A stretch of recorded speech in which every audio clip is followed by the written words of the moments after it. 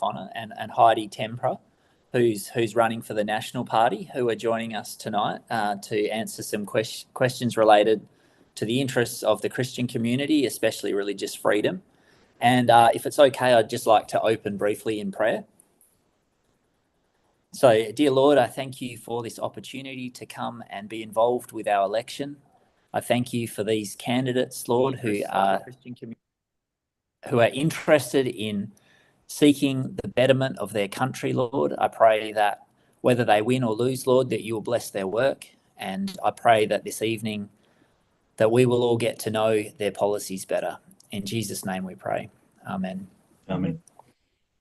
Yeah, so I'll let you go first, Rick, but I'll just give you a couple of minutes just to introduce yourself to the local Christian community. Okay, well, thank you, David, and thank you for the opportunity to speak with you tonight and be part of the forum. So I was born and raised in Katanning, which is, as your audience would know, is just an hour up the road from Narrogin. Raised in the St Andrew's Anglican Church, baptised there, and my mother was a stalwart of the church. She's 99 years old. We had her birthday in March, and she was a founding member of the Anglican Mothers Union, and I think served there for 62 years on that particular committee. Married a Lutheran, and have sort of since been probably spending more time at the Lutheran Church than the Anglican Church. But I'm a farmer by trade. Was fortunate enough to go to the Muresk Institute of Agriculture, get a degree, a Bachelor of Business in Agriculture, came back to the farm for 25 years, and was elected to the Parliament in 2013. So married to Tanya, and we have 4 children, the oldest being 21 and the youngest being 15. So pretty sort of standard life story, and have been the member for O'Connor now. This will be my for 4 terms. If I'm successful on the weekend, it'll be my 5th term. Have been, I guess, part of the Conservative, part of the Liberal Party. Have certainly backed Peter Dutton back in 2018 when he challenged Malcolm Turnbull, and have been a strong supporter of Peter right the way through, and currently serve in his outer ministry as the Assistant Shadow Minister for Trade. So that's my very quick story, and over to you, Heidi. Thanks, Rick. So my story is born and spent all my schooling years in Geraldton, the daughter of a crayfisherman, probably at a time when it wasn't a very appealing profession for many. So I saw mum and dad do it very, very tough with 3 small children, and swore that I would never marry a farmer or a fisherman because I saw them too dependent on the environment and how it wasn't just a job, it was a livelihood. Moved to university in Perth and swore that I would never move back to the country, that I loved the city and I was a city girl, until my first year of teaching, where I came to Manjimup and met and fell in love with the local and the town, and that was 28 years ago. So I'm nearly a local. I am a teacher at a Catholic K-12 school, currently as head of secondary, and I actually teach religion and life ATAR and general. I have been involved in sacramental programs and the delivery of them as well. I've been a sponsor for a number of candidates for people that have converted to Catholicism for whatever reasons once they start teaching at our school, and they love the ethos that our school has, both Catholic and Christian as well. And I love being a part of the school community that is so connected to the church community as well. It's part of my school's identity. It's part of my identity. So I've got married to Andrew. I've got 3 boys, one aged 26 and the other 2 are 23. And yes, your maths is right. 2 of them are the same age. So I had twins.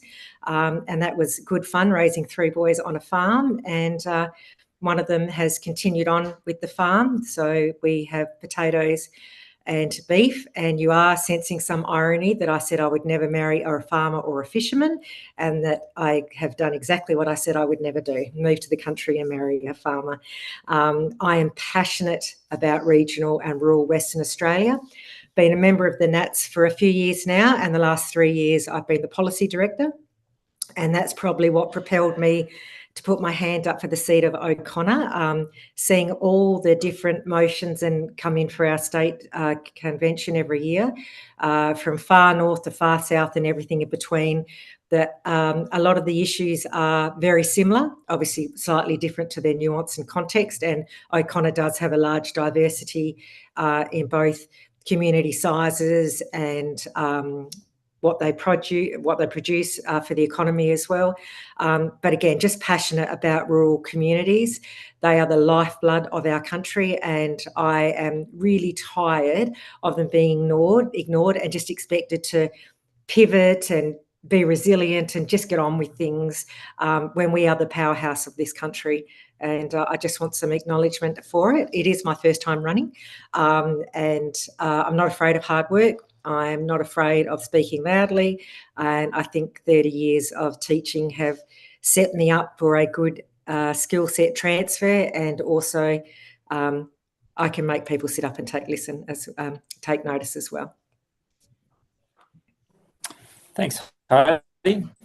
Well, we might move on to our first question. So the first pre-prepared question that we sent out in advance was how will you protect the individual rights of religious freedom, expression and conscience, and the right for parents to raise and educate their children?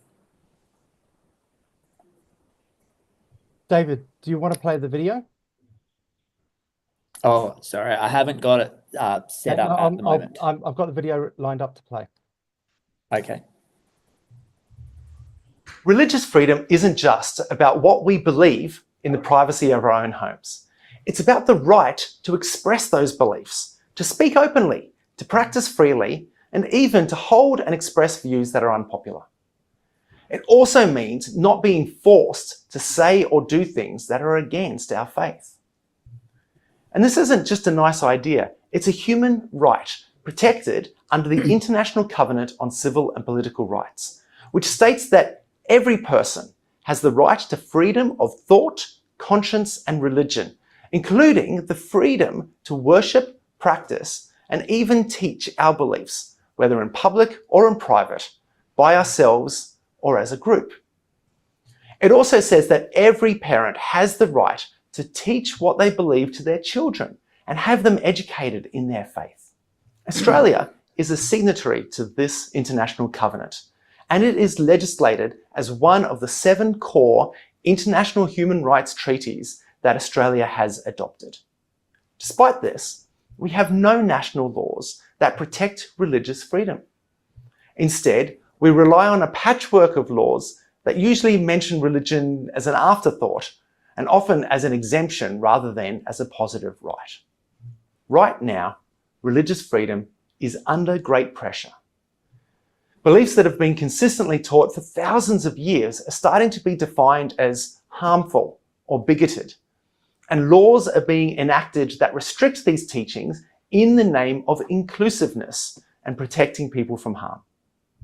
For example, proposals for vilification legislation have been drafted with a new subjective test where the mere expression of a religious belief could be punished if a person from a protected group might consider it harmful. In Victoria, laws have been made that make certain prayers illegal, and a government commission has a website listing what prayers are acceptable and what ones are not. Those laws could see parents punished for simply encouraging their child to follow religious teachings on gender and sexuality. Companies have followed the example of our governments, and people have lost their jobs or been punished at work for expressing their beliefs or even simply because of what church they went to. Try to silence religious beliefs does not create a more inclusive society. Instead, it creates one that excludes people of faith. Australia needs a government that understands the importance of religious freedom and protects the rights for all people to respectfully debate and disagree on these most fundamental issues. Will you protect the individual rights of religious freedom, expression, and conscience, and the right for parents to raise and educate their children in accordance with their faith?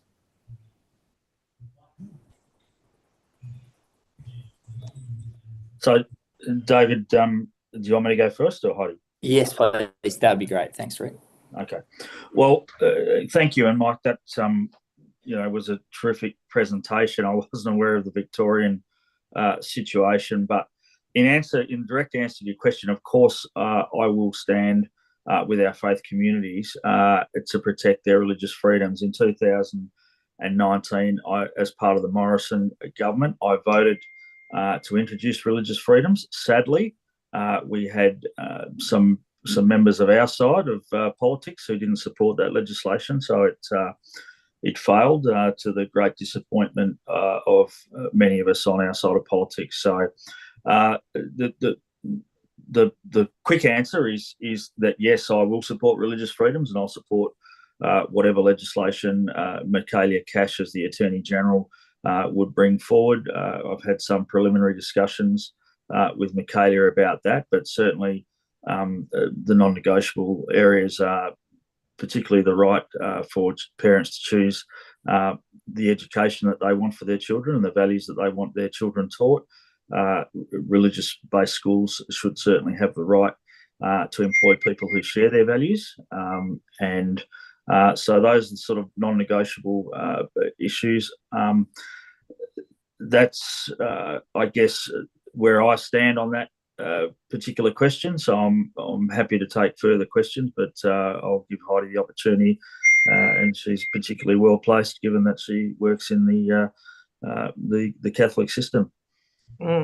Absolutely, and wholeheartedly agree with Rick that parents should be allowed to raise their children in whatever faith that their family follows. It brings up two really big important issues for me.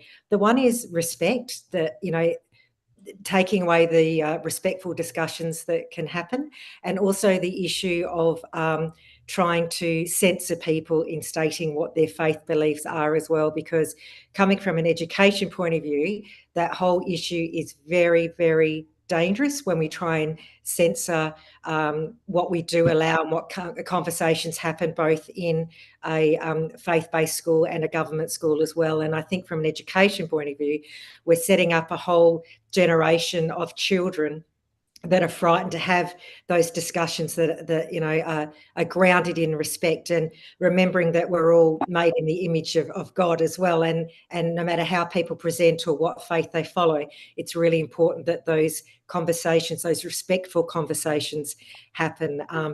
And wholeheartedly again agree with Rick that families should be, or parents should be, allowed to raise their children in whatever faith they propose and follow. Thanks, Heidi. I just want to put a call out to the audience, just to remind them that they are able to present questions on Slido themselves, and or vote for questions that have already been presented. So just before we move on to the next pre-prepared question, just a reminder for everybody who's listening to the live stream, if you use that QR code or just go to slido.com and type in the code there, you'll be able to send Heidi and Rick a question of your own. Okay. Thank you. Well, let's move on to the second question. Do you have the video ready to go there, Mike? I do. However, both candidates actually answered the second question in their answering of the first question. So Okay. While people are getting themselves connected to Slido, I'm bringing up the third question instead. To use there to show it. Just give people a second to see. So it's slido.com and the number 271-6488. We'll show this up in between every question as well for people. Start putting up questions that you've got, and then we can ask them of the candidates as we go.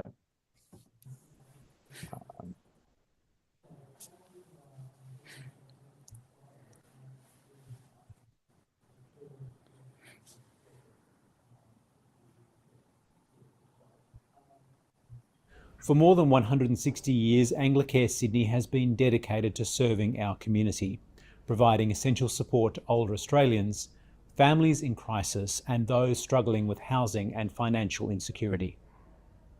As the housing crisis deepens and cost of living pressures intensify, financial hardship is affecting more people than ever. Parents are struggling to put food on the table. Families are being forced from their homes due to rising rents. And those escaping domestic violence often have nowhere to turn as they start over. Hardship now touches a broad cross-section of society. Working Australians, people on income support, retirees, pensioners, First Nations communities, and culturally and linguistically diverse families. For many, this is the first time they've ever needed help. With an election taking place in the midst of a cost of living crisis, we know that voters expect real solutions. So that's why we're asking every candidate a simple but critical question. If elected, what will you do to ease the cost of living pressures on individuals and families, especially those most at risk?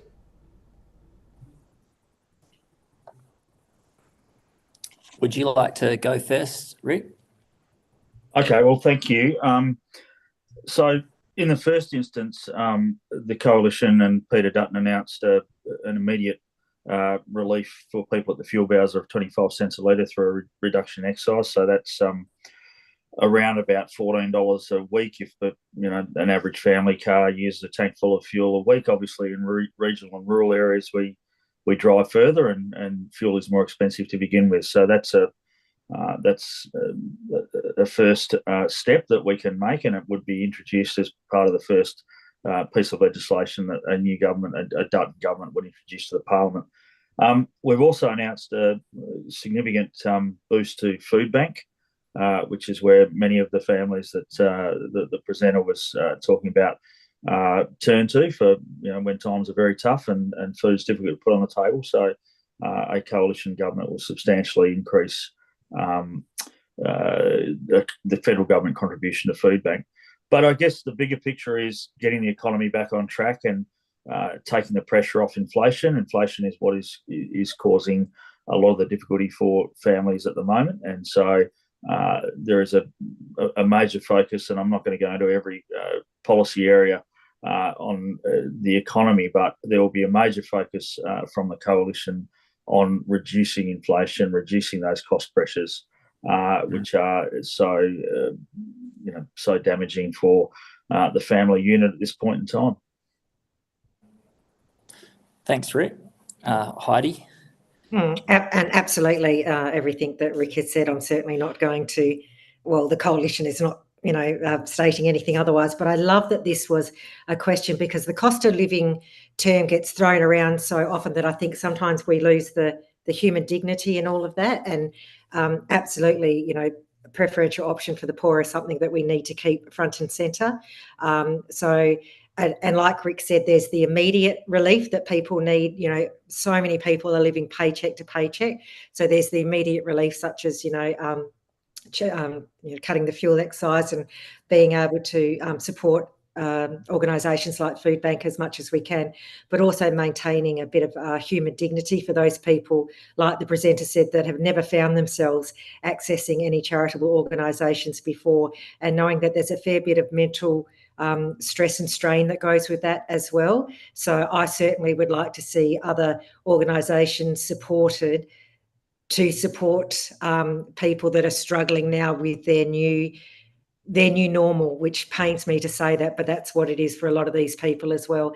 And we're now seeing, high levels of, homeless or unhoused people now who are holding down jobs every day, and there's no way that they would ever admit that they're homeless, but they go to their cars every night just because the idea of, rent is now too far out of their reach. So I think we need to remember that there's the cost of living and the things that we can put in place, but we also need to support those other places and the mental stress and distress that is causing for a lot of these groups as well. Thank you, Heidi. And thank you, Rick. Just a reminder that we have the Slido option if people are able to or have any questions they'd like to ask both Rick and Heidi. Please log in and enter the code there, 2716488, and you can ask a question yourself. So we have our next question ready to go. Do you have that there, Mike? Yes, just coming up.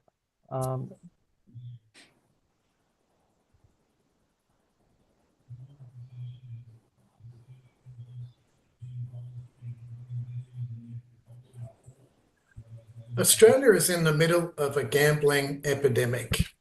The figures show Australians lose per capita more than any other country in the world, a staggering $31.5 billion.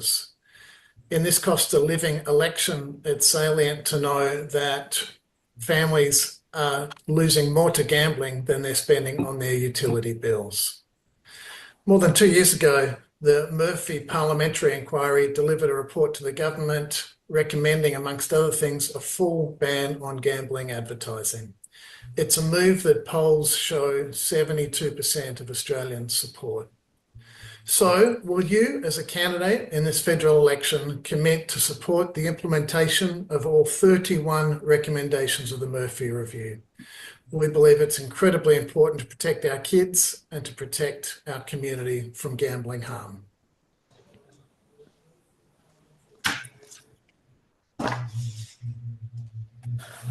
Yeah, we'll keep the same rhythm going. Are you happy to answer that one first, Rick?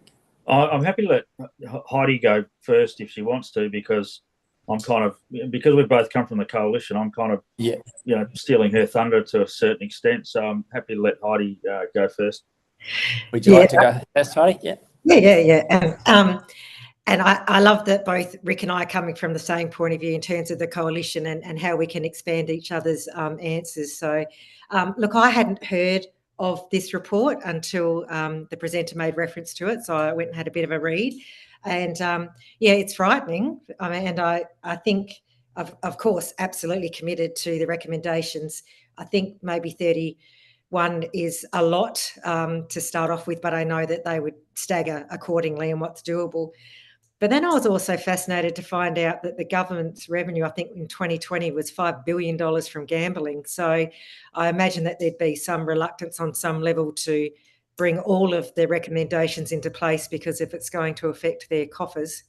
Of course, again, coming from the education point of view, I see intervention as the way of reducing the effects of gambling, particularly anything online.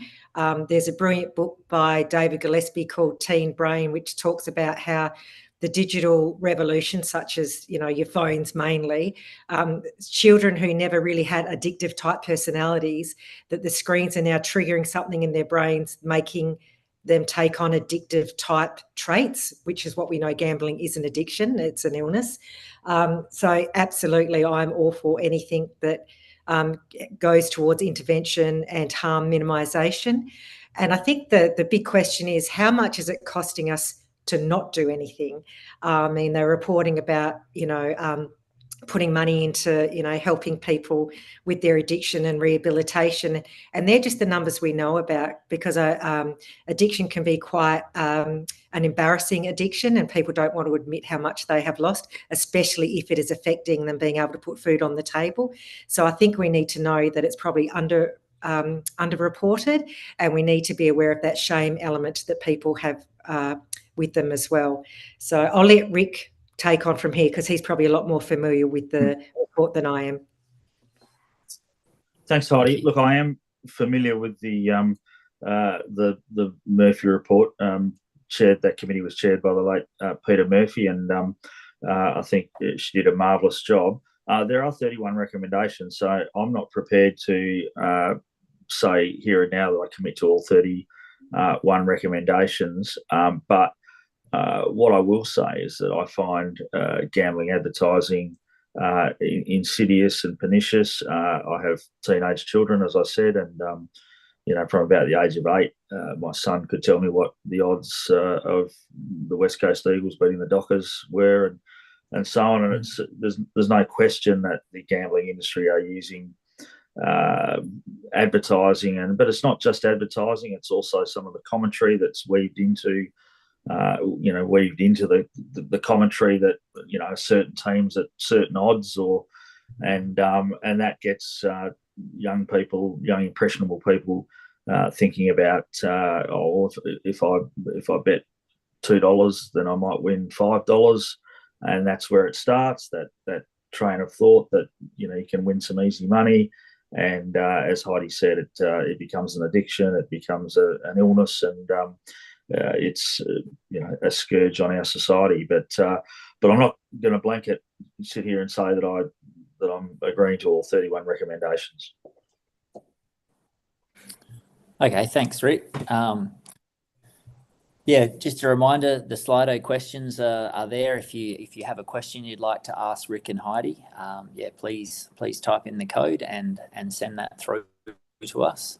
I noticed with the football coverage myself, one of my favourite players, Nathan Brown's, heavily involved in advertising gambling during the footy, and it's obviously going to influence a lot of people to bet money they may not be able to afford. We do, at least in WA, have very few pokie machines, so that's one thing we've got going for us over the eastern states. That's the next question. Ready to go, Mike? Greetings and best wishes to all the federal election candidates. I'm Jude Simeon, chairperson of HOMINA, the Human Rights Organization for the Middle East and North Africa, and the executive director of Philoy Global. HOMINA is a network formed by the Heads of Churches Conference under the initiative Dealing with Diversity. Since 2012, we have been at the forefront of assisting persecuted religious minorities from regions such as Syria, Iraq, Egypt, Sudan, Eritrea, Pakistan, Afghanistan, and many more. This is our question as a collective Christian community in Australia. Australia has been a champion of human rights and religious freedom, but right now our immigration system is failing some of the most vulnerable persecuted religious minorities. Christian converts, the Ahmadiyya community, and others fleeing persecution often cannot register with UNHCR or disclose their faith in their host countries. Why? Because doing so could put them in even greater danger.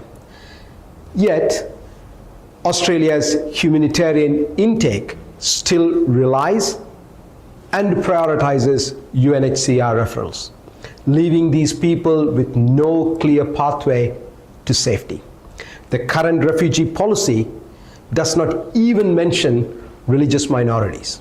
So my question is this: how will you ensure that persecuted religious minorities, those who cannot safely register with UNHCR, receive fair consideration in the Australia's humanitarian intake and resettlement program?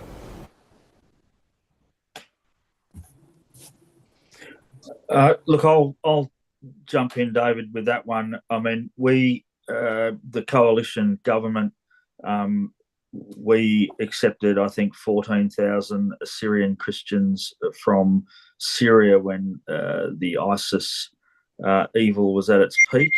So while the immigration system is a very complex, I'll use the word beast.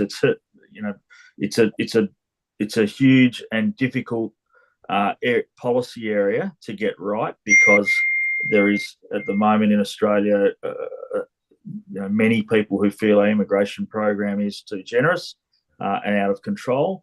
And if we as policymakers don't take notice of that, then the immigration program loses its legitimacy and, I guess, social licence from the Australian people. However, there are circumstances where exceptions need to be made, and they need to be made quickly. And as I say, we did that in the case of Assyrian Christians from Syria in 2014-15. So the specific answer, there's no easy answer to that question.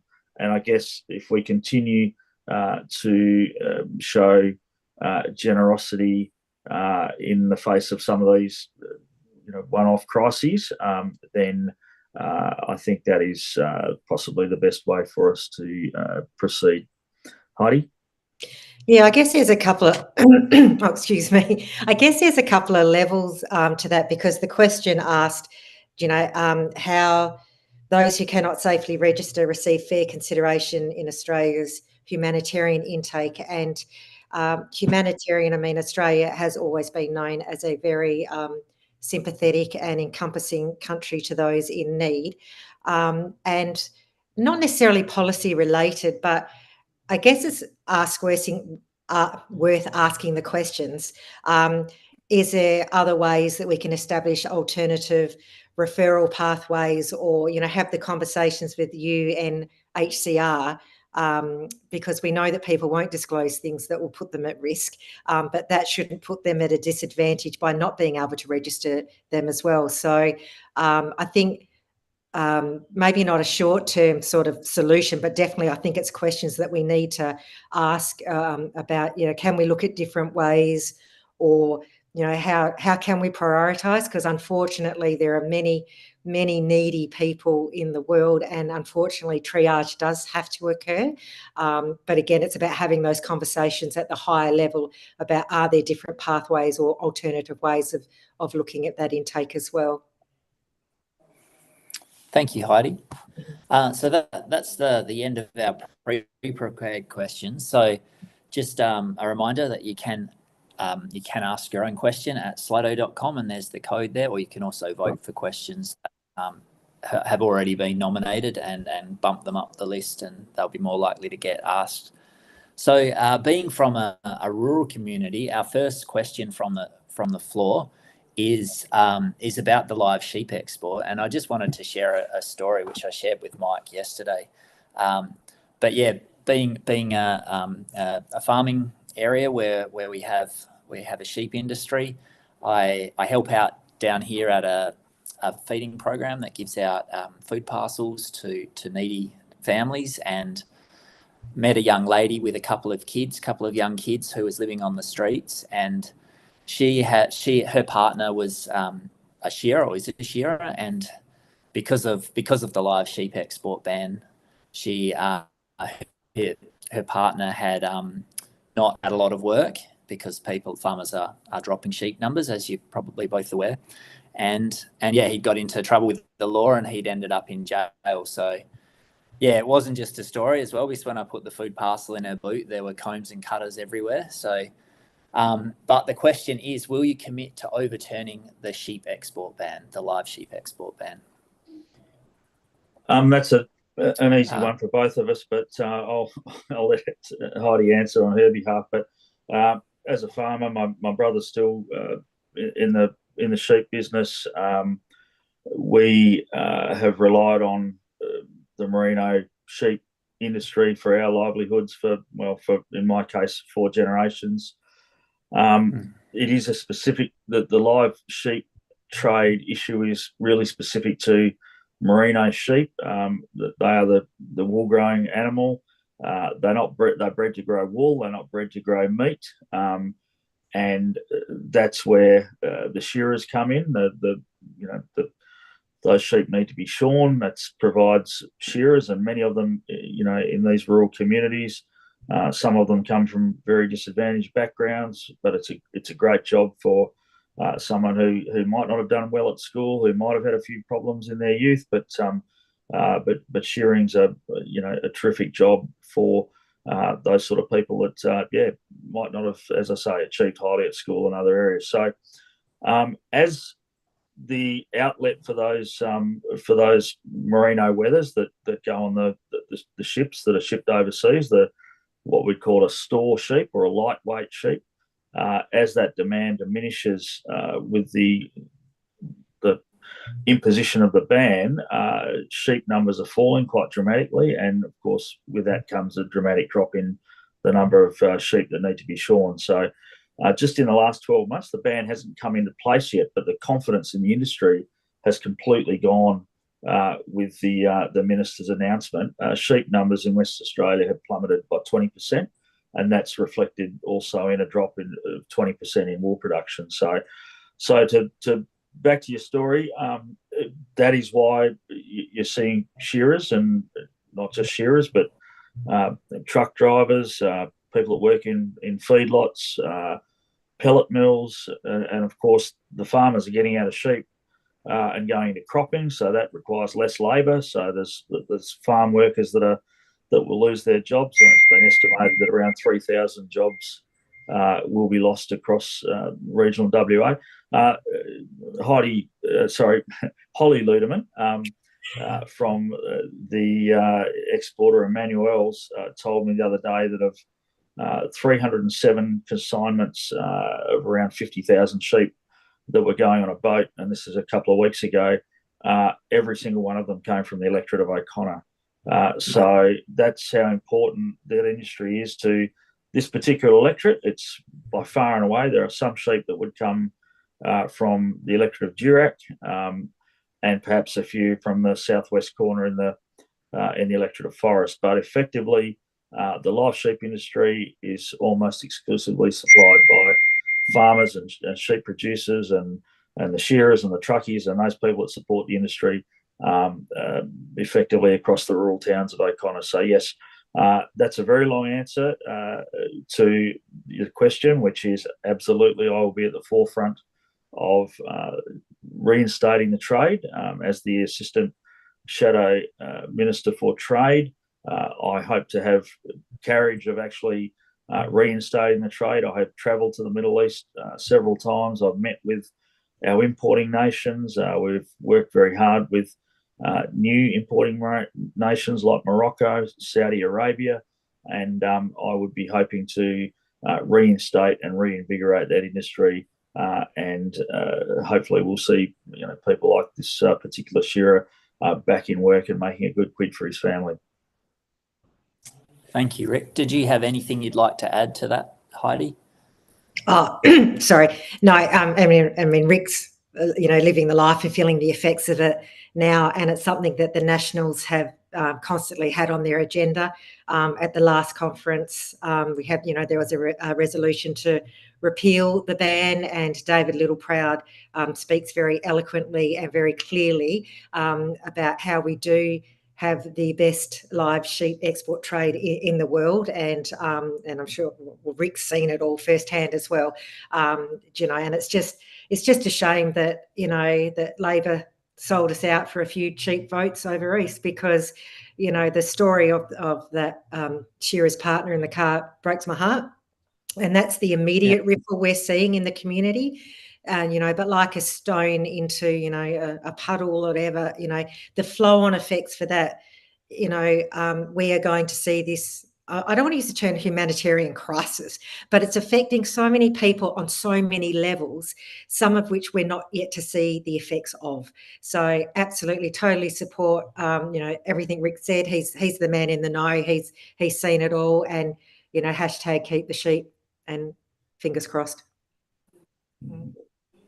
Absolutely. Well, our next question. So just an interesting one. Do Liberal and National parties usually run head to head in the same electorate? So Rick's got a fair bit of experience with politics, and being potentially his fifth term. Is that a normal thing?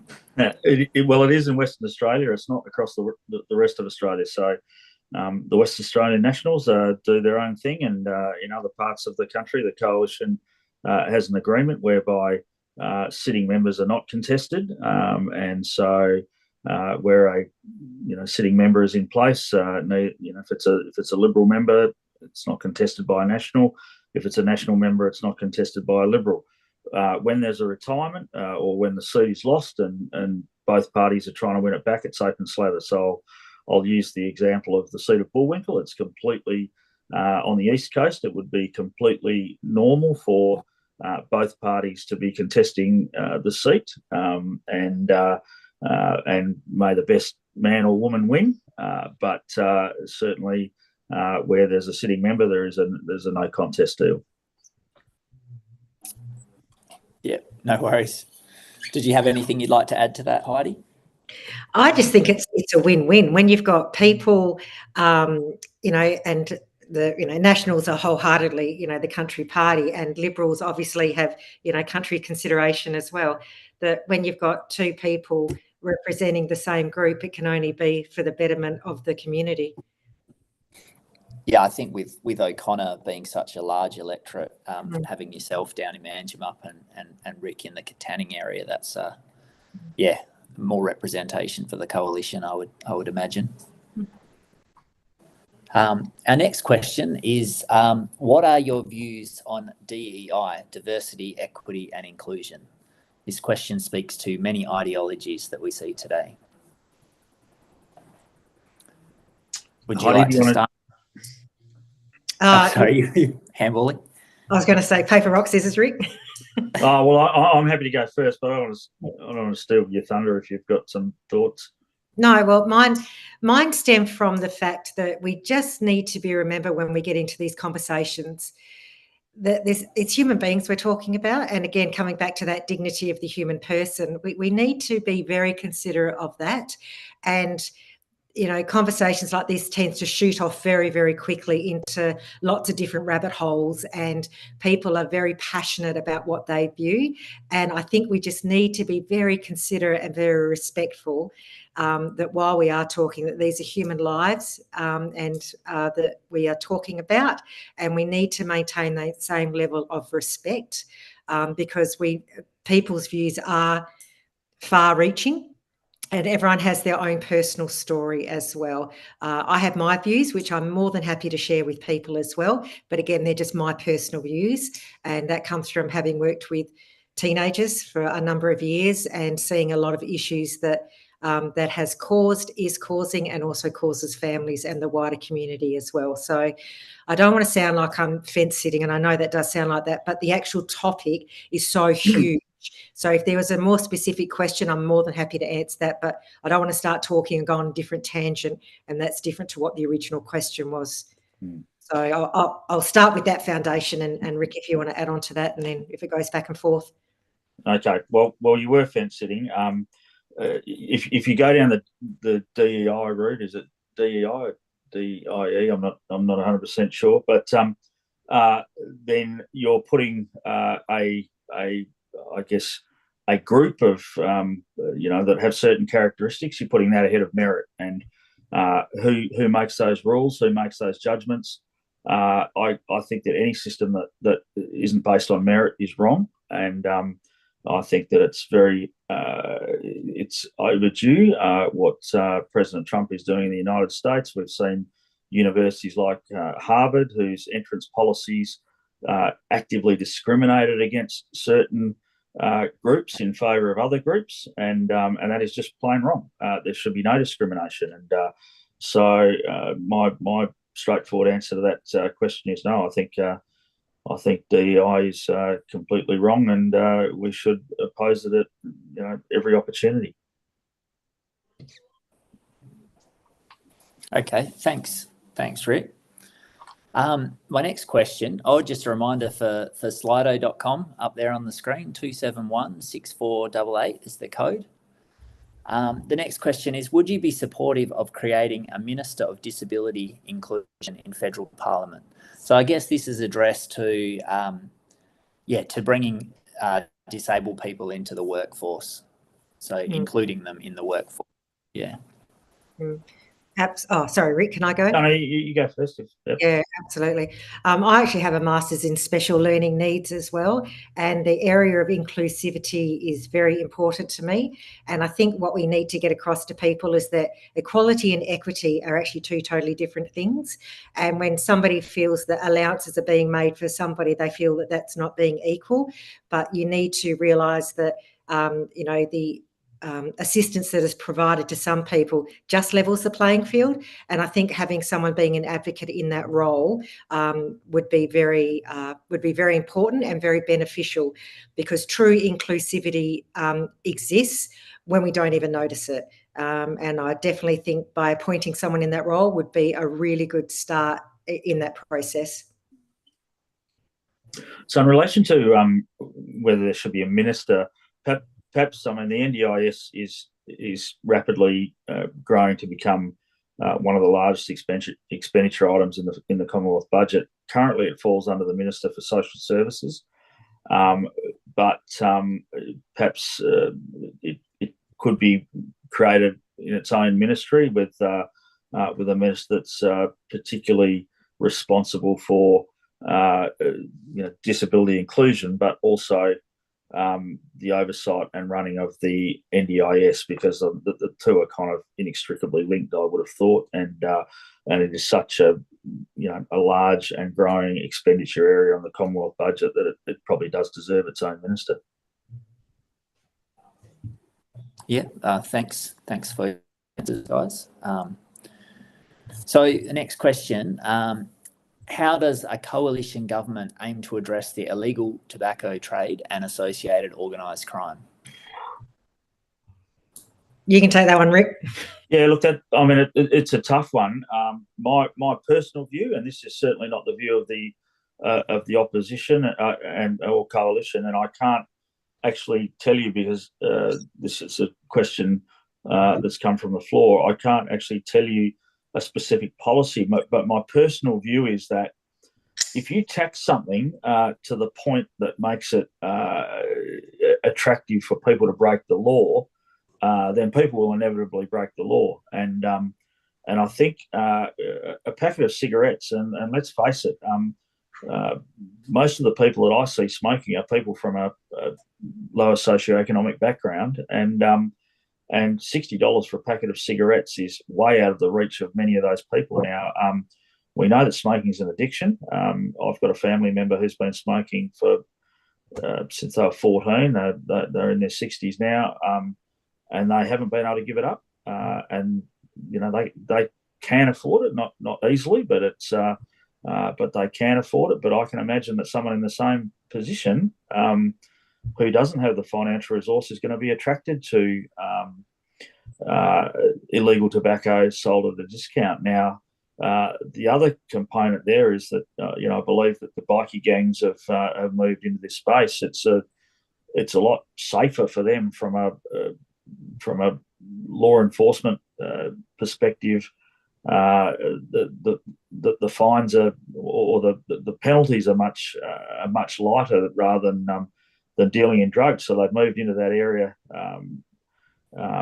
They've moved into that area in force. And so the question, I suppose, is: do you increase the penalties and be putting people in jail because they were selling some packets of cigarettes, or do you reduce the tax and just say, look, if you smoke, we'll try and give you every support we can to give it up, but we're not going to punish you financially. Now, one of the interesting things is that the revenue from cigarette taxes has dropped from about $12 billion a couple of years ago down to about $10 billion this year, and is continuing and will continue to decline because there's so much there's tobacco on the black market. So from a revenue raising perspective from the government, it might well be much better to drop the tax, make it less attractive for these illegal tobacco sellers, and actually raise a little bit more revenue for the government. So that's like I say, that's not the coalition policy. That's just my thoughts as I'm sort of sitting here thinking on the run. Thanks. I was going to say, I guess from my point of view as well, is that smoking is now getting so expensive, and that's where we're seeing the uptake of vaping and e-cigarettes, and causing a whole lot of issues as well. And some kids have been telling me that there's a minimum buy of vapes that you can get on the internet, which is a massive amount. So they're now selling them to not a bad business model, but probably not for kids. So that's what's happening there as well, as they're trying to tax it so much. So people are looking for the cheaper alternative, and in this case, it's vaping, which is bringing its a whole lot of health issues attracted with that as well. So complex, yes, and then we also need to look at some of the ramifications from that, like Rick has explained as well. Yeah, thank you. Yeah, I think a coalition government is something that that needs to be addressed. Yeah, whoever wins Parliament, and I haven't seen it addressed as yet. And the vaping is the other thing. I don't think it's a healthy alternative, potentially less healthy than smoking. So we don't have very much scientific data on it now as a fairly new trend. A reminder, if you'd like to add a question, go to slido.com, 2716 488. The next question's on immigration. So what is the effect of immigration in the cost of living, and what are your policies on immigration? Okay, well, I'll kick off. I think, firstly, Australia is a country of migrants, and my hometown of Katanning is one of the most multicultural towns in the state. And if we go back to the original question about religious freedoms, we also have a mosque in Katanning, and my comments regarding religious freedoms would apply to every religion, not just Christianity. Every religion should be free to practice, but those migrants, those Malay migrants that came to Katanning in the early 70s, have made a massive contribution. They've worked at that meat processing plant for many years. Most of the originals have retired now, and the second and third generations of their families working at WAMCO. However, what I think has happened with our immigration program is that the universities have enriched themselves with the student visa, or the fee-paying international students.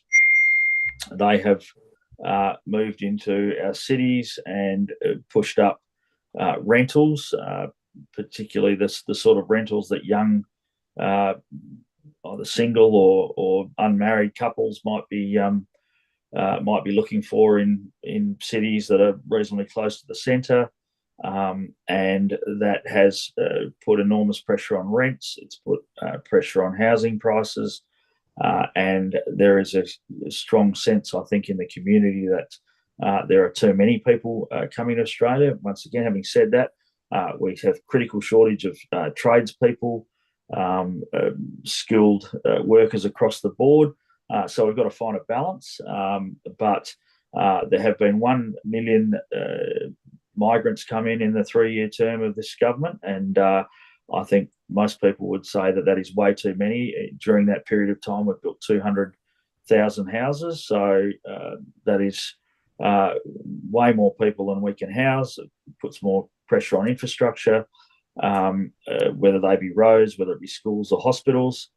Peter Dutton has said that we will reduce immigration levels back to the 160,000 per year that it was at pre-COVID, and I certainly support that, and I think that has great support in the community.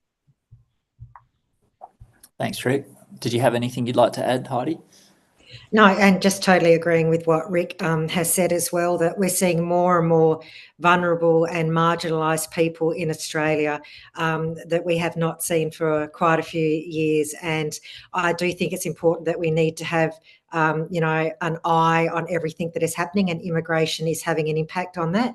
So certainly, what Rick said, we do need to look at stemming the flow, because we are seeing a number of Australians doing it tough, and we just need to put the brakes on a little bit, just so we can get all our ducks back in a row, to make sure that we are supporting those towns, those people with the infrastructure and that, like Rick has said, to make sure we can get a little bit more on an even keel. So I just have a piggyback question there. Rick mentioned the trade shortage. I was just wondering, does the coalition have a policy to address that trade shortage internally? So by training up local. Yeah, certainly. We've announced a policy whereby we will subsidise apprentices' wages to the tune of $12,000. So that's to encourage more businesses to take on apprentices. Many businesses complain that the cost of taking on an apprentice and training them with the minimum wages that they have to pay, it's not worthwhile. So our approach is to subsidise that wage and encourage more employers to take on apprentices. Now, the Labor Party have a policy of free TAFE. That is all well and good, but if there's no apprenticeships available, for those people as they go through TAFE, then it's all a bit self-defeating, because they need the actual on-the-job training as well as the TAFE. The other thing about free TAFE is the completion rate is abysmal. Like, I think it's about 15%, and it may have been Peter Dutton or one of our senior ministers who said that if you don't pay for something, you don't appreciate it. And I personally agree with that. I think if someone is prepared to put their own money into their training course, then they will be far more motivated to finish that training course. But if someone gives it to them for free and they get halfway through and they think, I'm not really enjoying this, or it's all a bit tough, then it's a bit too easy to drop out. But Heidi, you're a school teacher. You deal with these aged kids, so you might have some thoughts on that. Oh, absolutely. And in my role of head of secondary, I do a lot of career counselling as well. And, when they come out with these announcements, free TAFE, I'm like, yeah, well, who's going to teach them? There are no teachers. And when they say there's a shortage of teachers, that's from early childhood all the way up to TAFE. Compliance is becoming more of an issue, and regional TAFEs are not a priority. So when they're saying that, they're going to put all these, there's these free TAFE courses, I'm pretty sure they're only talking about Metro TAFE, because we struggle to get lecturers down here. We've got a pretty good TAFE, and then we struggle to maintain them. And then there's the bigger issue that we can't attract them because we don't have housing. So it's part of that complicated web of, these promises come out, and then they can't be seen through to fruition, especially in regional WA. And in regional WA, there is the other issue that sometimes we find it hard to compete with the mining industries that will pay for the kids to do their apprenticeships with them. And that's taking them out of their regional towns, which is where we want the kids to stay. So again, totally agree with what Rick is saying. And then there's also the other layers in it that the opposition fails to mention, as they would. Okay, thank you. The next question, it's addressing the transgender ideology. So how will the coalition protect girls' and women's rights in light of the push for transgender ideology? So I guess this would apply to both sporting competitions as well as change rooms and women's spaces in general. Yeah, I think this is an area that I'm very, very concerned about as well. And I think there's been issues raised, and Rick, you can correct me if I'm wrong with this, that some changes that were made, was it to the Sexual Discrimination Act in 2019, that I now think has been, I don't want to say liberties have been taken, but it's been now taken, where issues like change rooms are becoming a bit of an issue as across wherever they exist. I think it's just really important, and Rick had made mention of it before, that we need to make sure that nobody's rights override the others. And I think it's really time for a robust and difficult conversation to be had, where we do protect biological women, and they maybe feel that their rights have now been impinged as well. These conversations need to keep occurring, and we can't wholeheartedly say yes or no, because decisions have been made that we're now seeing ramifications to. And I see that at school with students and gender identification. So I definitely do think that further conversation needs to be had so that everybody's rights are protected. Rick? Okay, thanks, Heidi. Look, I want to preface this by saying these are my own views and not the coalition's policy. But firstly, I have a daughter who's playing AFLW football for Claremont, and I'm implacably opposed to her having to play against another player who was born a biological male. I think that is completely outrageous and unfair. If that were that hasn't taken place, but were it to take place, it would be completely wrong, and I would be implacably opposed to it. The British High Court recently ruled that there is no, you are effectively, your sex is what you're born with. And what had happened in the UK, and it's sort of happening in other parts of the world, is that you could obtain a certificate of your gender. So by going through a process, you could obtain a certificate that said if you were born a male that you're actually a female. And what was happening was that we were seeing this people playing sport, effectively biological males playing sport against females in a whole range of sports. In the UK prison system, there are biological males in women's prisons.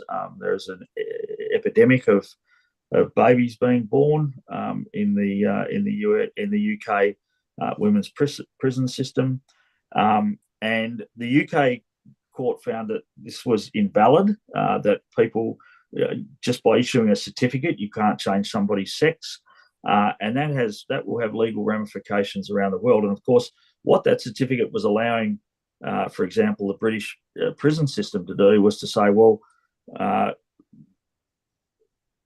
this person has a sorry, that's my phone ringing. This person has a certificate which says that they're a woman, so therefore we can put them in a women's prison. The Supreme or High Court judgment, I'm not sure which, in the UK, they've said that is not a valid measure of somebody's gender, and so all of that legal protection that the National Health Service, that the prison system and sporting bodies had to say, well, if a person's got a certificate, then they're able to play.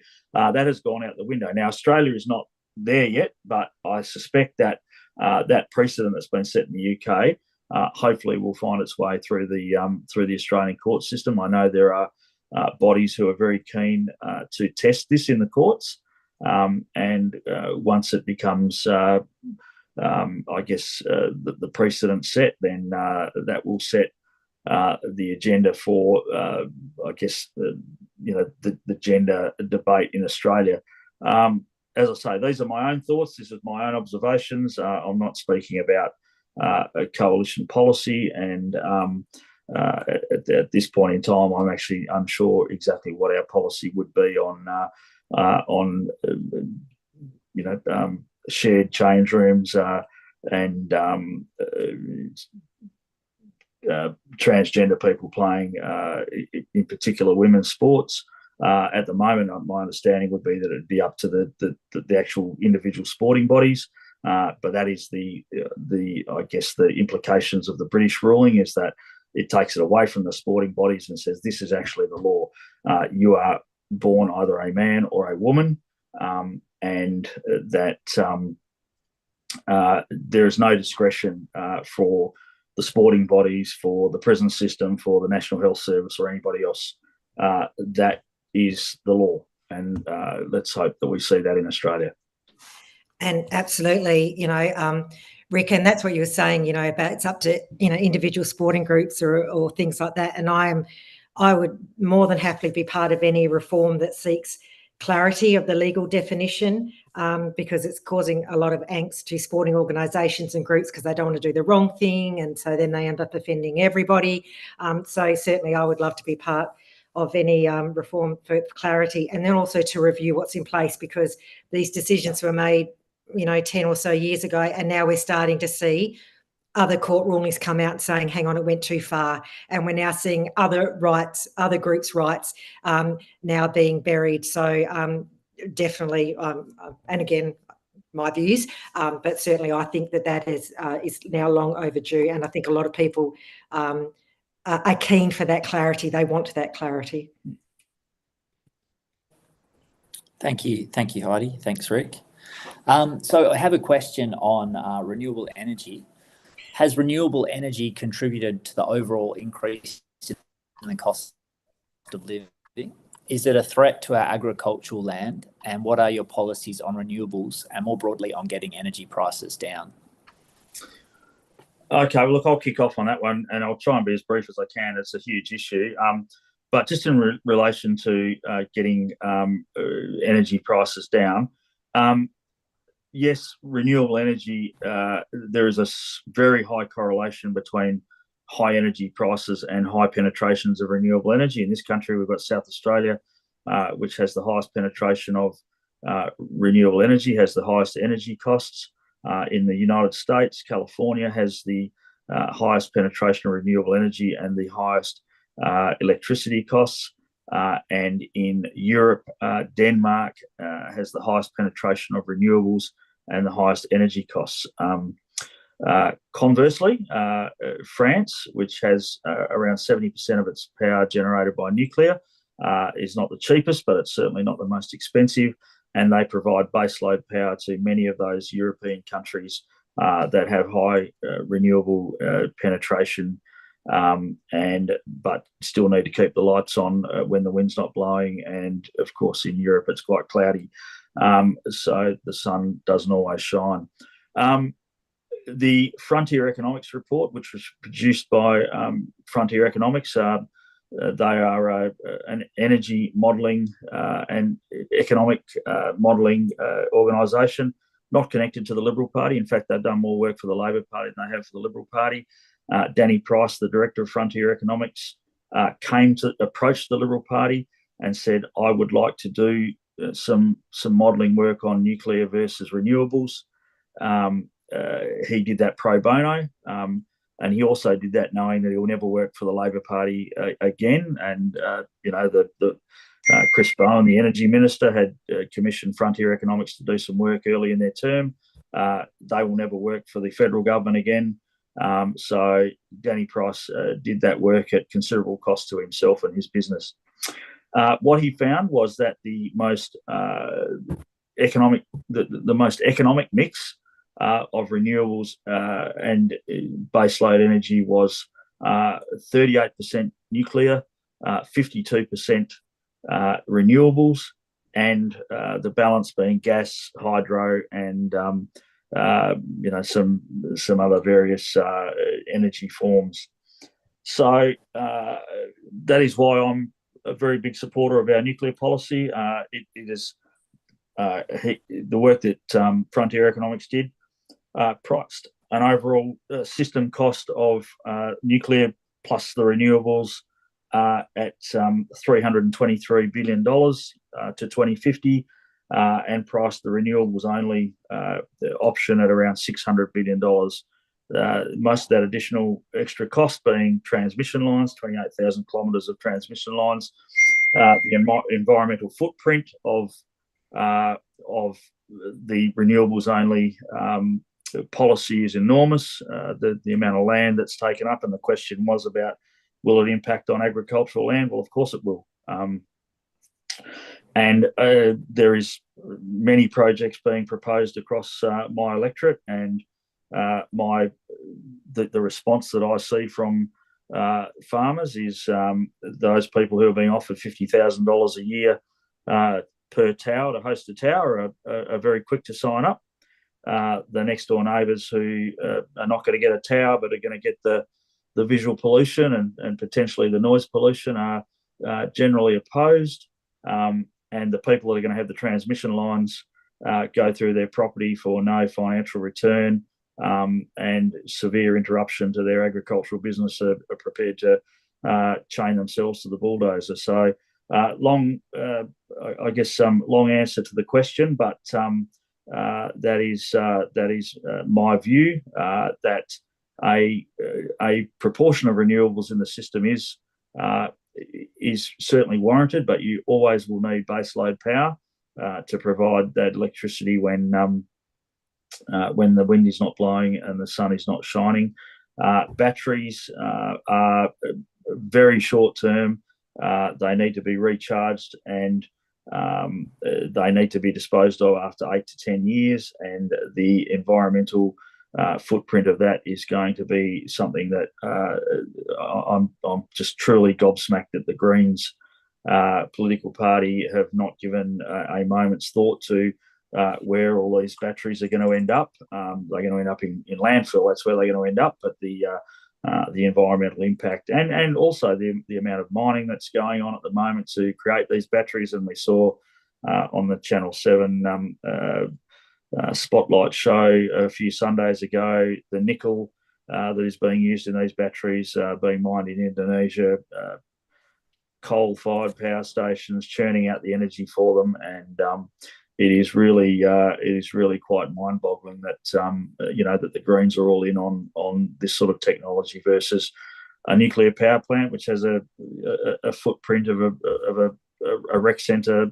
similar to the Narrogin rec centre, a few acres, and can be sited on existing power stations where the transmission infrastructure is already in place, and just makes a huge amount of sense to me. Thank you, Rick. You obviously very well around that topic, so you've got a lot of knowledge on that. Did you have anything you'd like to add, Heidi?